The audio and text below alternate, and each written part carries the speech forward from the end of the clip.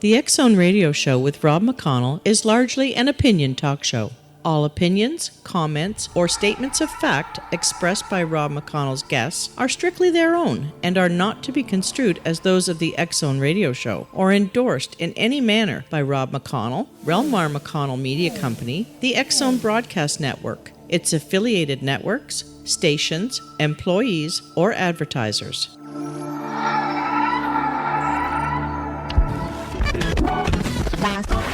All Hit Radio.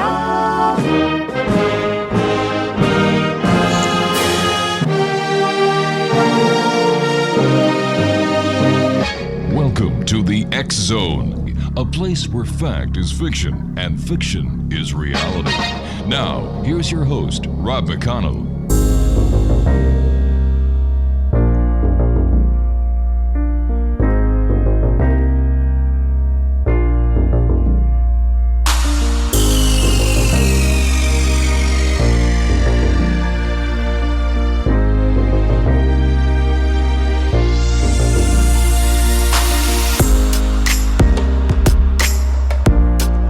And good evening, one and all, and welcome back to the X Zone. I trust everyone had a super weekend. And as you know, the X Zone is a place where people dare to believe and dare to be heard. It's a place where fact is fiction and fiction is reality. And the X Zone comes to you Monday through Friday from 10 p.m. Eastern until 2 a.m. Eastern, right here on the X Zone Broadcast Network, Talkstar Radio Network, Mutual Broadcast Network, iHeartRadio, Simul Radio, and Simul TV. If you would like to check out the programming we have available for you, 7/24/365 on the X Zone Broadcast Network, visit www.xzbn.net. My guest this hour, X Zone Nation, is James Abbott. And following a short scholarship to Trinity College in Hartford, Connecticut, James completed a bachelor's degree in politics. But that's what research is like for him. James is a member of the Market Research Society, the Chartered Institute for Human Resources, and the British Interplanetary Society, and lives with his wife in Yorkshire, England.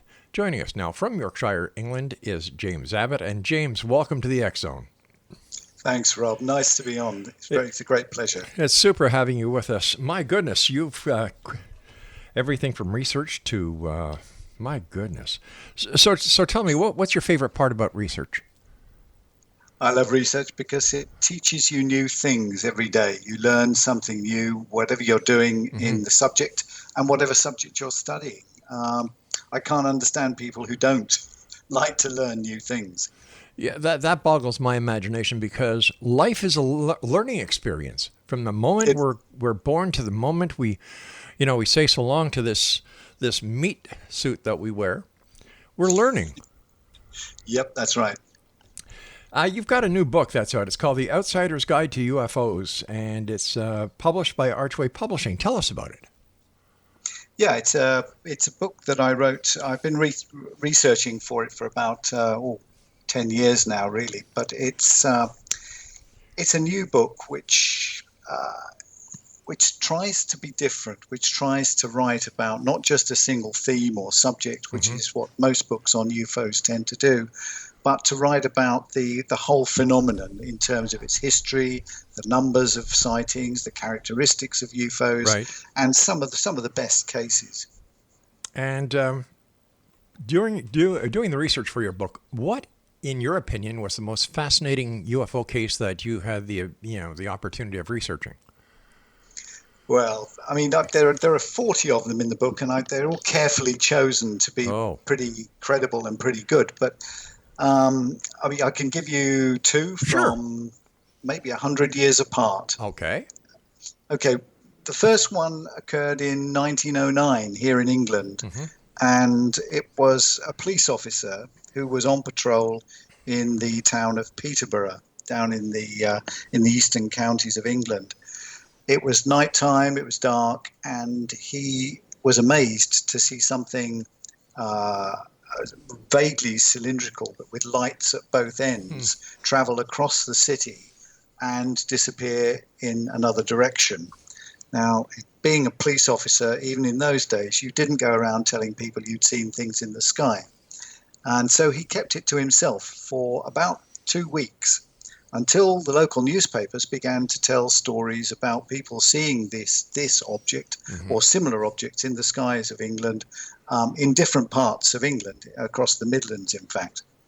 Now, he then told his story, and the newspapers put together an account of all these sightings. Now, the interesting thing is, at the time, they called them airships, but there were no airships in the skies anywhere in Europe in those days, apart from in Germany, where they were prototyping some of the early Zeppelins. And they were very, very small and very secret, and they would never, ever have tested them over England. So that particular one is fascinating. Was there any follow-up done on that investigation to find out what the airship could have been or where it may have come from? As far as we can tell, the Air Ministry, as it was at the time, did some investigations, but of course they couldn't really do a great deal because aircraft at the time were very, very rudimentary. There still weren't many aircraft around, and British airships were still a year or so from being flown for the first time. So there was nothing in the skies. So what on earth were those things in the skies? And people in San Francisco, of course, and Vancouver and places like that had seen airships as early as the 1890s. And they remain a mystery to this very day. Yeah, they do. And a mystery which is difficult to solve. I mean, it's impossible to solve at this distance in time. But it's the sort of mystery that brings you to think that maybe there's something in these early sightings. Now, what is the second sighting 100 years into the future from this last one? Okay, well, that one occurred in America in 1952. It wasn't 100 years, but it was certainly a good 70 years after the airships had been sighted in San Francisco. Right. When Washington, D.C. had its big flap in 1952. When things were seen over the city by hundreds, if not thousands of people, by airline pilots, by air traffic controllers, by fighter pilots, and the papers got very excited about it at the time. But again, they have never been explained. I know the arch skeptic Philip Klass tried to explain the whole affair as being mistakes by air traffic controllers and pilots and general hysteria, but that could not have been the case.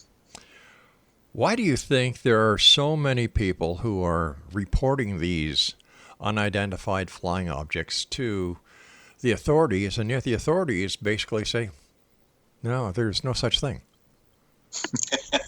Yeah, that's the $64,000 question. I think, to be honest, my own opinion, and it is just an opinion on this, but my own opinion is not the same as the people who believe in conspiracies. I believe that governments do know a lot more about this subject than they tell us. Right. But on the other hand, I think they're as baffled by it as we are. They may be sitting on more information, but that information has not yet been put together into a coherent story. And I doubt very much that it will be in our lifetimes. I think this is a long haul. Well, let me ask you something as an eminent aerospace researcher. In your opinion, and your opinion only, sir, do you believe that these visitors, whoever they are, wherever they come from, pose a threat to humanity? I would argue exactly the same as the governments that have studied them argue, and that is that they do not pose a threat. Yeah. And that's simply on the basis of evidence. Yep. Now, these things could be natural phenomenon, or they could be visitors from outer space. Who knows? We simply do not know. But one thing we do know is that virtually no one has ever been harmed by them. And the stories of harm tend to come from one side of the story completely, which is the abductions and experiencing side.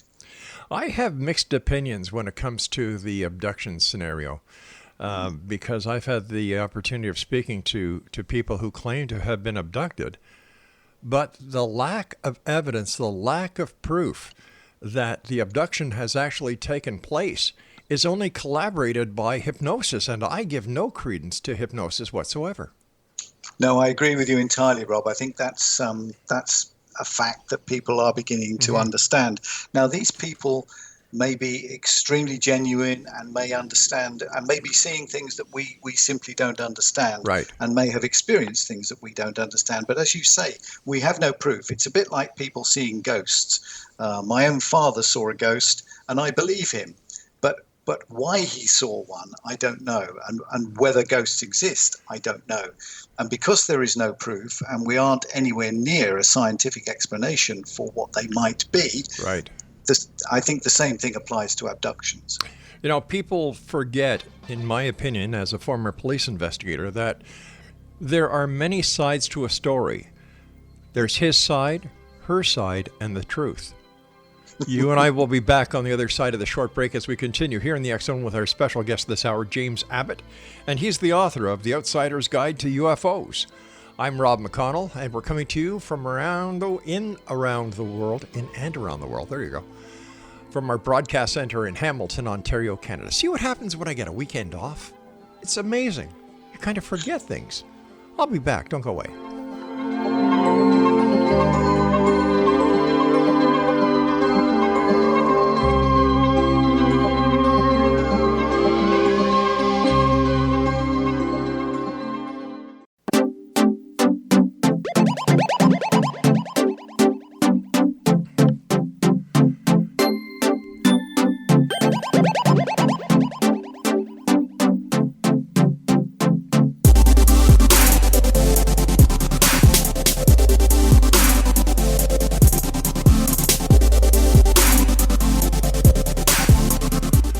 Welcome back, everyone. Every time Craig plays that bumper, I try to see a rear view mirror to see why I'm being pulled over by the cops this time. X Zone Nation, our guest this hour is James Abbott. He is the author of The Outsider's Guide to UFOs that is published by Archway. His website is www.jamestabbott.com. England, I believe, also has a history with UFOs, unidentified flying objects, whatever they may be, going back to World War II, and they were called Foo Fighters. What can you tell us about this? Oh, Foo Fighters were an incredibly fascinating story from the Second World War, which was the lighter side of the stories that came out of a really terrible conflict. But they were objects and lights which were seen by aircrew, and they were seen by aircrew on all sides.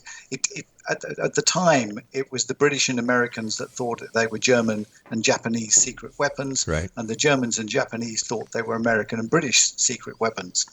But they flew alongside bomber formations. They flew in between the bomber formations. There's a very good story of an RAF raid on Essen in 1943, when a flight sergeant who was captain of an RAF Halifax bomber saw a very large tubular object flying alongside him. And his crew saw, most of his crew anyway, the bomb aimer didn't see it, but most of the crew saw exactly the same object. So, again, you see, as far as we know, not a single military aircraft was ever damaged by Foo Fighters, as they were called. The term was an American one that was made up by American aircrew who got frustrated by being disbelieved by their intelligence officers when they got back. And they were the ones that first called them Foo Fighters. But there are photographs on record, and there are lots of individual witness statements to virtually every air force in the world. If you did just the four top ones, the Japanese, the British, the Americans, the Germans. You know, I've always believed that military intelligence is the most popular oxymoron in history. Yeah, I'd agree with that. Is it possible that the Foo Fighters were actually electrical static discharges caused by the airframe of the aircraft itself? Yeah, it's very possible. And in fact, a number of experiments during the war tried to recreate them to try and see whether that was what was happening. But nobody has yet done that. We know that there are electrical discharges in the air which get caused, but no aircraft, certainly that I've ever read about, has managed to recreate the sort of things that these Foo Fighters did during the war. They zipped into bomber formations and zipped out again. This tubular object flew alongside a Halifax bomber formation for a while and then disappeared. And there are accounts of disc-like objects also being seen. The Japanese saw them as fiery globes. Wow. Too much sake in their diet, I guess, over there. Probably. Yeah, I'll drink to that.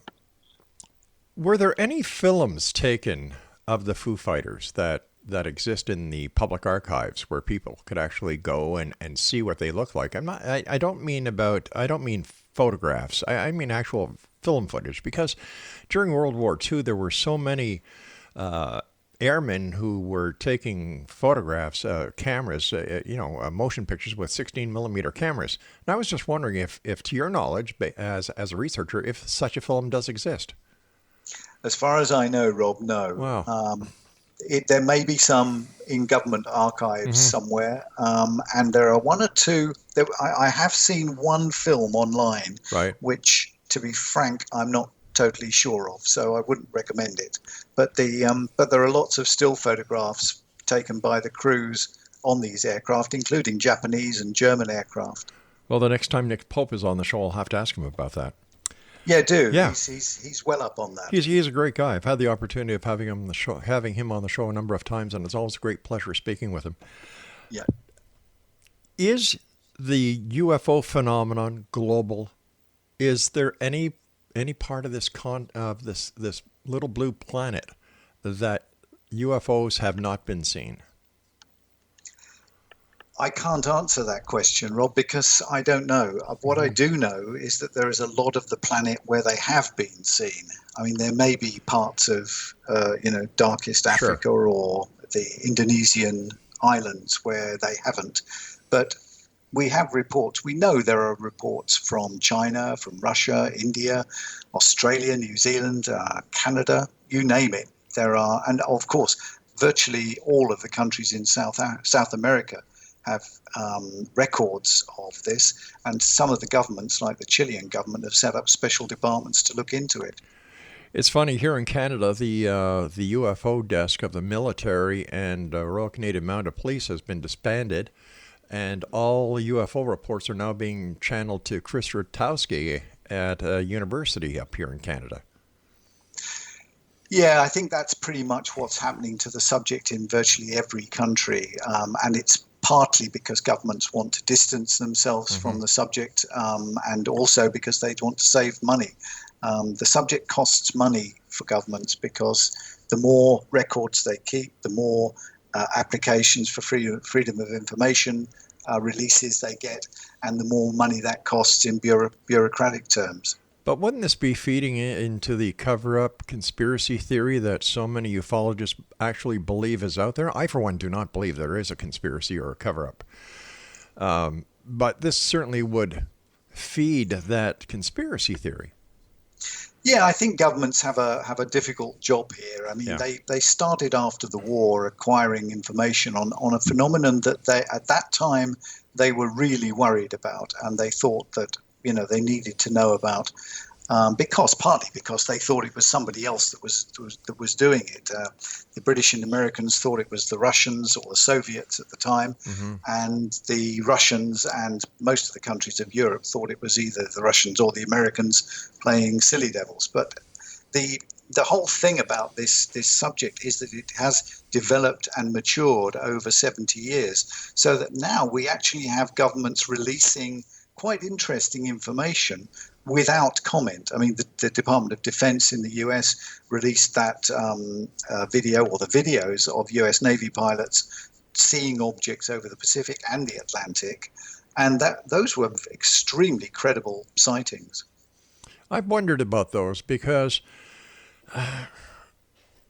it doesn't make sense that all of a sudden the U.S. military is releasing this type of information after so many years of saying no, they don't exist. Yeah, I think that's the big question that everybody's answering. And to be honest, Robert, it falls into the lap of those who believe that the governments actually don't know what's going on, and that they are really using little dribbles of information like that to see if anybody else can get to the bottom of it. This is potentially a huge subject, whatever these things are, whether they are meteorological phenomenon or physical phenomenon in the atmosphere, we don't know. But the point is, it is such a huge area of study that something has to be done about it. And I don't think, because it's global, I don't think any single government is ever going to get to the bottom of it. You know, I often ask ufologists, in today's technology,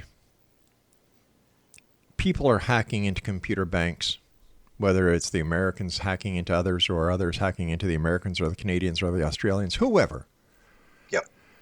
Why hasn't someone hacked into a database in the United States? And if there is information about UFOs, you know, just dropped it out on the internet, exposed it. That would be, in my opinion, the automatic fall of the U.S. government, because people would realize that the government had lied to them over all these years. And yet no one's done that. I know. I think what people have got to understand, I think, is that, yes, governments have lied to them, because governments always lie. They are, that's the way they govern. Sometimes there are bits of information that you cannot tell people. Yes. And that's for two reasons, or it's potentially two reasons. One is that the information is so damaging to the nation itself that you don't want people to know about it. And that brings into mind the sort of cover-ups that were run during the Second World War when disasters happened. The Americans slapped a huge secret cover-up on the Slapton Sands disasters just before D-Day. The British covered up the sinking of an aircraft carrier. It was done for what you'd call strategic reasons during the war and for everybody's good. But there are different sorts of cover-ups, and another sort is where the governments really are wandering around in the dark themselves. They don't know what's going on, and they're afraid really to let people know that they don't, because they think that might be more scary than whatever it really is. And then you've got the other possibility that is a matter of national security, that by revealing this secret, you put the entire security and the safety well-being of the nation at risk. And I agree with that. You and I have to take our news break at the bottom of the hour, my friend. Exonation James Abbott is our very special guest, and his website is jamestabbott.com, and he is the author of The Outsider's Guide to UFOs. And we'll both be back on the other side of this break as we continue here in the X Zone from our broadcast center and studios in beautiful Hamilton, Ontario, Canada. My name is Rob McConnell. You can send me an email, xzone@xzoneradiotv.com, and to find out all about the great programming on the X Zone TV channel on Simul TV, visit www.simultv.com.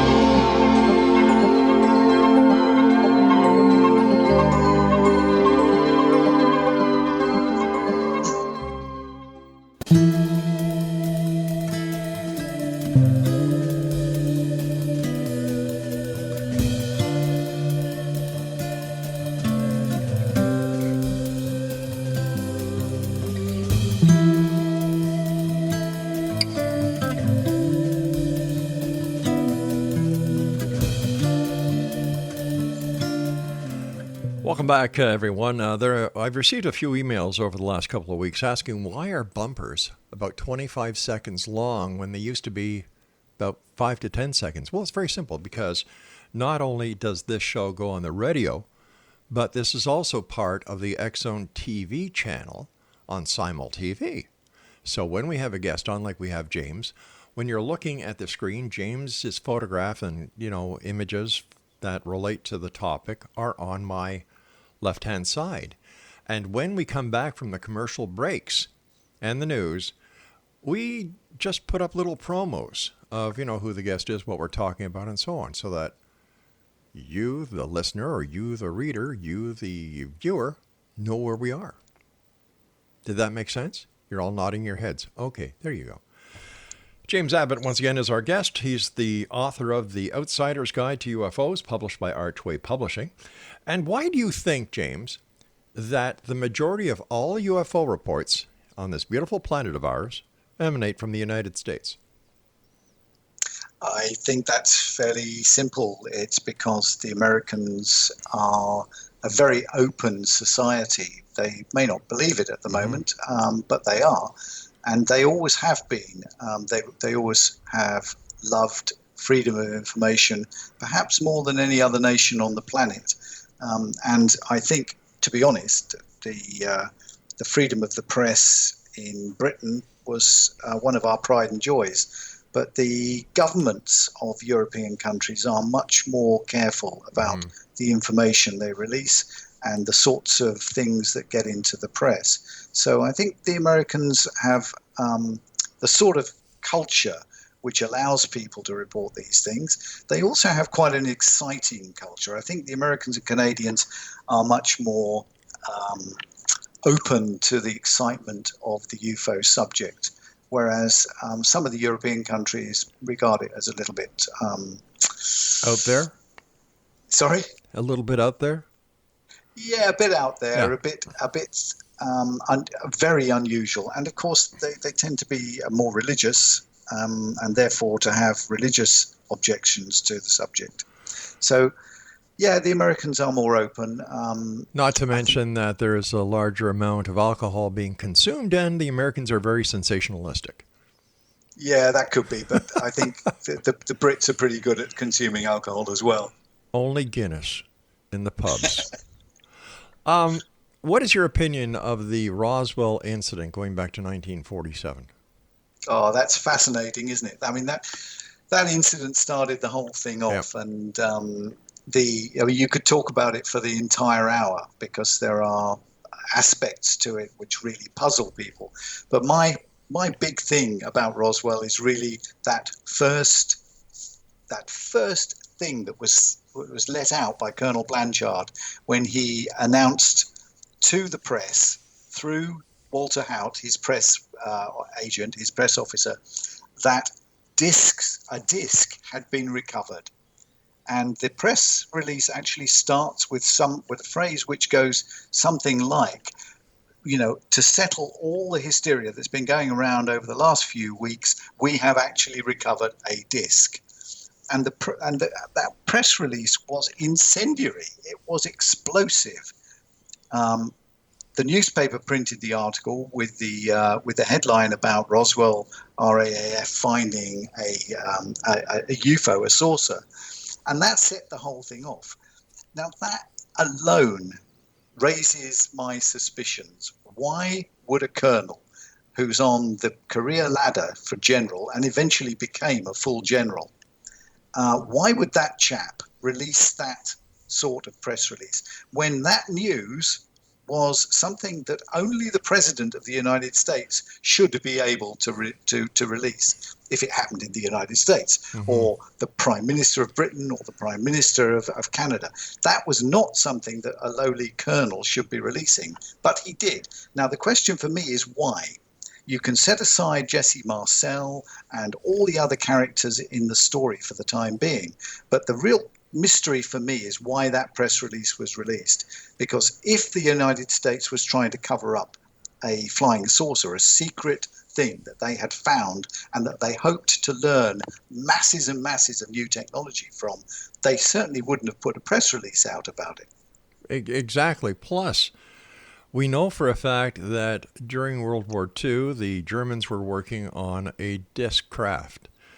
And with the Germans coming over and working with the United States government, is it possible that what actually crashed was an experimental disc craft that the Americans had created with the help of the Germans who, came over and worked with them?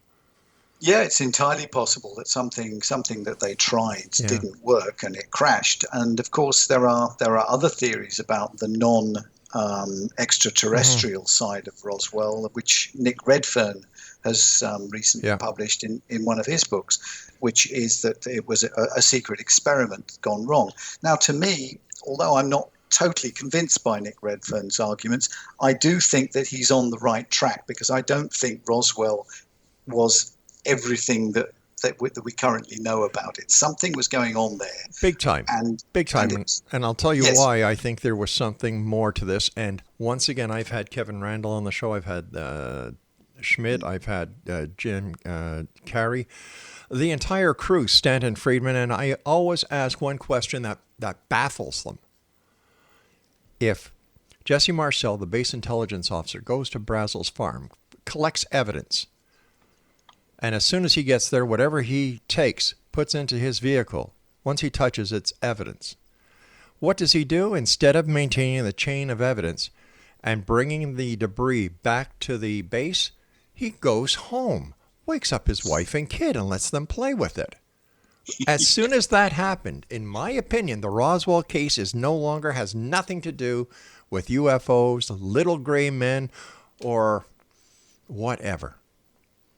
Yeah, I agree with you entirely. I think Roswell is a huge story, but the story is not about a UFO that was recovered. It's about why those press releases were put out, why the U.S. Secret Service went around intimidating people, and Don Schmidt has told us about all of that. Yeah.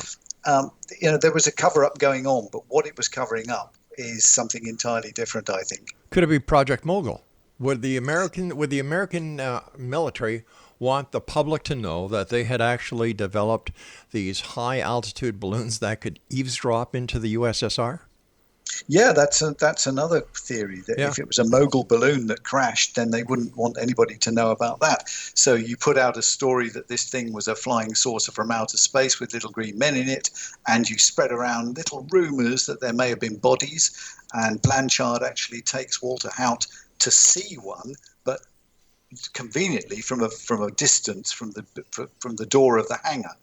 And he fools his own friends so completely that Walter Haut gives an affidavit just before he died to say that what he'd seen was the truth. But once again, Haut's affidavit before he dies, what credibility does that have? Here you've got a man who's about to die. He gives a piece of paper, swears it's the truth, and drops dead. Yeah, I think I would believe that he believed what he'd seen. Right, I agree with you there. It could be misinformation. Oh, sure. We touched briefly on alien abductions. What is your take on that? For example, the Betty and Barney Hill case, Travis Walton, two of the most renowned cases going. Yeah. I have deliberately avoided those subjects because they are so emotionally loaded for the people who are involved. Everything I've read about Betty and Barney Hill and Travis Walton, and indeed all the others, shows me that these people are genuinely traumatized by what happened to them, whether it was a spaceship that abducted them and conducted experiments on them, I don't know. And nobody does. But as you said earlier on, I think the fact that most of the evidence for it has come through hypnosis would, in my view, detract from the validity of the evidence. It's not, in my view, evidence. And this whole subject, really, you can lay all of that stuff to one side, because you can concentrate on the physical side of it. Yes. If you can prove that one single sighting or observation of a strange object in the sky was not of this planet and not of this time or dimension, then we're in a ball game. And unfortunately, there's nobody on base, and the hitters, you're down to your last hitter, who has 3 balls and 2 strikes. Sounds like a team in Toronto, doesn't it? I'm not going to go there, Craig. I'm not going to go there. I'm not even going to mention the Blue Jays. Oh, I did. We've got to take our final break. Please stand by. James, Exonation, our guest this hour is James Abbott. He is the author of The Outsider's Guide to UFOs, and James's book is published by Archway Publishing. Once again, his website is www.jamestAbbott.com. Not James T. Kirk, James T. Abbott. There you go. .com. We'll be back on the other side of this break as we continue here in the X Zone from our broadcast center and studios in Hamilton, Ontario, Canada. And don't forget, X Zone Nation, you can read or download the current edition of the X Chronicles newspaper that we've been publishing since 1990 every month at www.xchroniclesnewspaper.com. I'm Rob McConnell. We'll be back. Don't go away.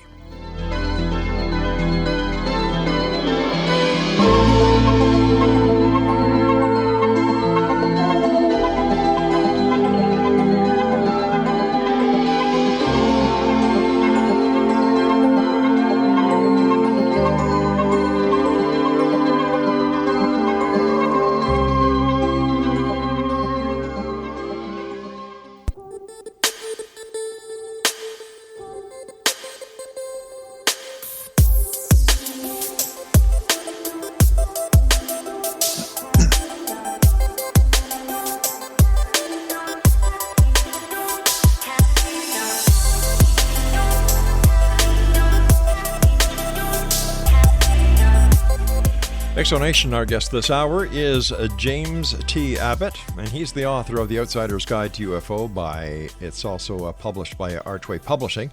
It's available in digital, paperback, and hardback copies through Amazon and booksellers everywhere. James, in your opinion, what would you say is the skeptic's strongest argument against UFOs? I don't think they have a strong argument against UFOs because clearly UFOs exist. They exist full stop. People are seeing them all the time. Air pilots are seeing them. Military pilots are seeing them. Police officers are seeing them. The question here is what they are. And if you mean by that, what is the skeptic's strongest argument against visitors from another star system or another dimension or another time? Then again, I really don't think there are any strong arguments. However, equally, I don't think there are any real strong arguments that they are from another galaxy, time, or dimension. The fact is, we just don't know enough to be able to put together any strong arguments. And this is what my book is really trying to show, that they're what we do know and what there definitely is now is a powerful a priori case that a phenomenon exists, whatever it is, and that there are inexplicable events and observations taking place around the globe every year, thousands and thousands of them. And whatever speculation there is about what they are or not, or aren't really, I suppose there's evidence. There's enough evidence on the table for us to be certain we need to know more, and we need some long-term scientific study of that. In your book, you speak about strange characteristics as reported by witnesses. Now, why are they particularly strange? I think they're strange in the light of what skeptics like to claim. So if you think about UFOs, about things in the sky, most people think that the misperceptions are really about myth, about the myth of films and books and TV. So the skeptics tend to claim that people see what other people see, and that and the sorts of things that are reported on radio, TV, and in the papers. So if you take those two arguments as examples, I find it strong that people don't report what is portrayed in science fiction film, whatever time they're living in. If you go back to the time of the early 19th, 20th centuries, Jules Verne and H.G. Wells was showing UFOs or things in space as being, they looked like a large artillery shell. But in the 50s, the comic books had cylindrical objects with fins and pointed noses. And in the 90s, our ideas of spaceships were vast, rumbling intergalactic freighters or multi-nosed space fighters. But what people see and report isn't any of that. For the last century, people have seen the same sorts of things: glowing circular objects, large triangular things, huge cigar-shaped craft, discs, those sorts of things. And that's consistent over the whole period. Whatever you look at, they see those things. And they also report very strange characteristics about those things, which you wouldn't report if you really wanted to be believed. I mean, why would you report these things as wobbling, for example? If you wanted somebody not to laugh at you when you said, I saw something strange in the sky last night, why would you say it whizzed down, stopped, and wobbled? But that's what people say. They say they are silent, hovering, they zigzag in flight, and they wobble. Why don't the UFOs, in your opinion, just land on the front lawn of Buckingham Palace or in the front lawn of the White House on Parliament Hill here in Canada? Why don't they just land, get it over with? Why maintain the cloak and dagger effect? Yeah, that was the lovely argument. I mean, Philip Glass could be a bit cruel at times, but that was his lovely argument, wasn't it, about them, about the lights and the landings and all the rest of it. You know, if you don't want to be seen, then why the lights? And if you do want to be seen, land. Exactly. Now, the whole point about this UFO phenomenon is we must remember first, we don't know what they are. True. It could be physical, it could be something meteorological, it could be something that's perfectly explicable if we study it enough. But if, and it is a very big if, these things are visitors from some other place, then maybe they don't want to land. Maybe they want simply to be seen and to be known and to stimulate something, to actually cause us to think, to study, to work things out for ourselves. How much influence do you think that movie makers around the world have when it comes to UFO sightings and extraterrestrial contact and even alien abductions? Yeah, there's a huge. David Clarke has a theory, doesn't he, about the whole thing being about myth and the media. So the media show something, they have a big film out, something, close encounters or interplanetary or extraterrestrial stuff, and then everybody goes outside and sees spaceships in the sky and reports them to the papers. And to a certain extent, I would guess that's true. You know, there are people who will do that, but you can take any year in any decade of the last 70 years and people see these things in the sky and they report them in ways that the media don't report them. Now, Spielberg actually admitted that his main film, I mean, Close Encounters, was based not on something that he dreamt up and that he thought that would influence everybody else. It was based on previous people's explanations of what these things looked like, what they did, how they behaved, and so on. So he was chasing reality, not the other way around.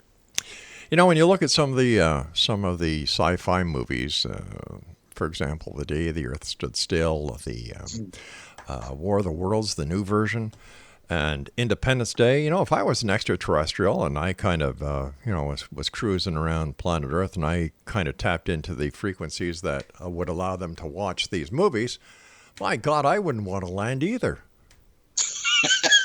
Why would you be scared? Well, sure. Look what they did to the guys in Independence Day. They, these big monsters in these suits, and then in the War of the Worlds, these robotic creatures from another planet come charging out of the Earth.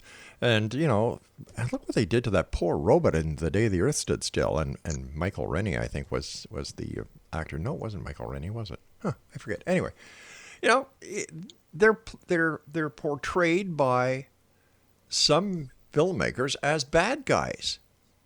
Yeah, because that's what films are all about. Films are about the white hats and the black hats, and the white hats have to be the Americans, and the black hats have to be the aliens. So the white hats always win. There's no doubt about that. Is it possible? You just brought an interesting point to mind. Is it possible that the extraterrestrials have replaced the sci-fi movies with ETs, UFOs, and alien abductions? Have replaced the cowboy and Indian movies?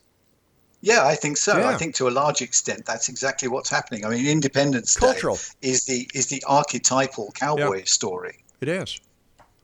So the bad Indians come and try to get back their land and sort the white people out, but the white people with their white hats are really strong and defeat them. My God, there's even racism in the movies. Yeah, but I think if there are such things as aliens and they are zipping around in these craft, their technology is so huge and so far in advance of ours that nothing we could do, Independence Day just would never happen. Listen, we've got about 2 minutes before you and I have to say so long. What are your final thoughts for the X-Zone Nation listening to you right now around the world? I think the final thoughts are that we need to keep an open mind. And what I would really love to happen, and the reason I wrote the book really was because I want people to understand that this is a serious subject. It may be totally natural phenomenon, or it may be something that we simply have no idea about at the moment. But people, we need to take it seriously and stop laughing at everybody who says they've seen something.